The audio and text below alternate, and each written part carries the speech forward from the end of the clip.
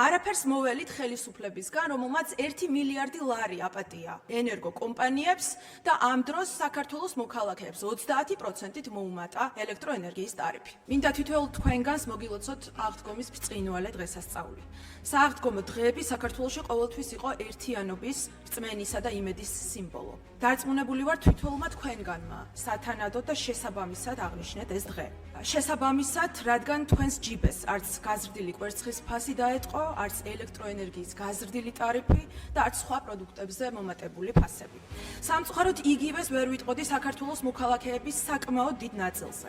სოციალური სიდუხჭირის და გაზრდილი ფასების გამო საქართველოში უკვე არსებობენ ოჯახები, რომელთათვის სააღდგომოთაც კი კვერცხის შეძენა პრობლემად იქცა. აღარაფერს ვამბობ სხვა პროდუქტებზე. ტრაგიკომედიურ ფასების შემსწავლელ კომისიაზე თქვენმა ერთ-ერთმა წევრმა, ამ კომისიის თავმჯდომარემ, რომელიც ოფიციალურად მილიონერია, განაცხადა, რომ ფასები შეიძლება ვერ შეამციროთ, მაგრამ ძალიან კარგად იცით, როგორ გაზარდოთ ეკონომიკა თვიდან თვემდე რამოდენიმე პროცენტით. უკაცრავად და ვისთვის ზრდით ამ ეკონომიკას? თქვენივე სააღდგომო სუფრებისთვის? ხალხს აინტერესებს, სად არის გაზრდილი ეკონომიკის შედეგი. თუ პროდუქტების ფასმა მოიმატა, ელექტროენერგია გაძვირდა, საწვავის და მედიკამენტების ფასებმა მოიმატა, მანქანების გამბაჟების ფასებმაც კატასტროფულად მოიმატა. სად ხედავს სარგებელს საქართველოს მოქალაქე თქვენი გაზრდილი ეკონომიკიდან? ან სად მიდის ზოგადად ეს გაზრდილი ეკონომიკა?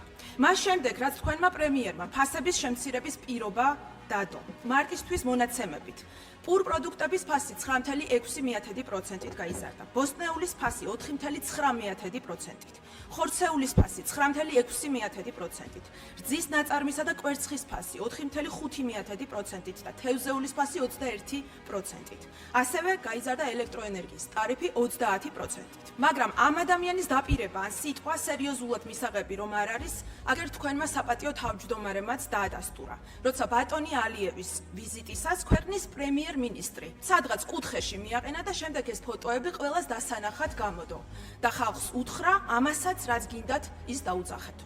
და რამდენჯერაც აქ თითოეული თქვენგანი ზღვარს გადახვალთ და იმის წარმოჩენას შეეცდებით, ვინც რეალურად არ ხართ, გირჩევთ იმდენჯერ შეხედოთ მაგ ფოტოებს და გაიაზროთ თქვენი როლი ოცნების რიგებში. ჩვენმა გუნდმა მოგეცით შესაძლებლობა მართლა გეზრუნათ მოქალაქეების სოციალურ-ეკონომიკურ პრობლემებზე და მხარი დაგეჭირა ჩვენი ინიციატივისთვის, იმისთვის, რომ საქართველოში ქართველი ადამიანი არ ყოფილიყო იაფი მუშა ხელი და მინიმალური ხელფასი 1050 ლარზე მეტი ყოფილიყო.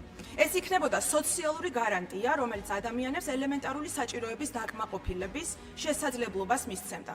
თუმცა თქვენ ამაზეც უარი თქვით, იმ არგუმენტით, რომ თითქოს ეს ინიციატივა არ იყო დასაბუთებული. ხო და მინიმალური შრომის ანაზღაურების საკითხის შესწავლის მიზნით ჩვენ დავაინიცირეთ კანონპროექტი კომისიის შექმნის შესახებ და გთხოვთ რომ დაუჭიროთ ამ კანონპროექტს მხარი და ერთად ვიმსჯელოთ და დავადგინოთ, რამდენი უნდა იყოს საქართველოს მოქალაქეების მინიმალური ხელფასი ჩვენს ქვეყანაში. მაგრამ არაფერს მოველით ხელისუფლებისგან, რომელმაც 1 მილიარდი ლარი აპატია ენერგო კომპანიებს და ამ დროს საქართველოს მოქალაქეებს 30%-ით მოუმატა ელექტროენერგიის ტარიფი. მადლობა.